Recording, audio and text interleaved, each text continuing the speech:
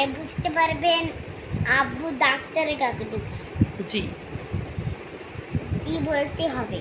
জি ওটা না লাফানিতে যাবে আমাকে নিয়ে। জি এখন নিয়ে যাবে। জি এখন আমার আব্বু লাফানিতে নিয়ে যাবে।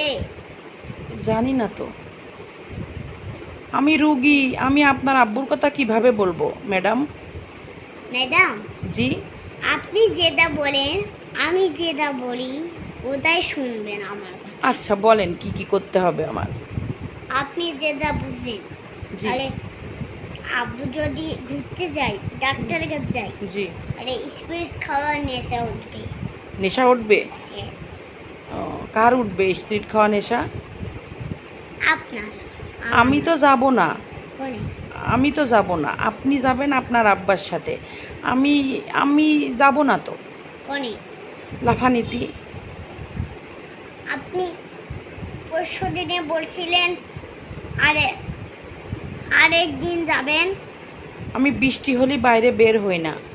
ও, বৃষ্টি কমলে বের হন। জি জি জি ও, বৃষ্টি হচ্ছে, জি দেখি তো। থাক থাক।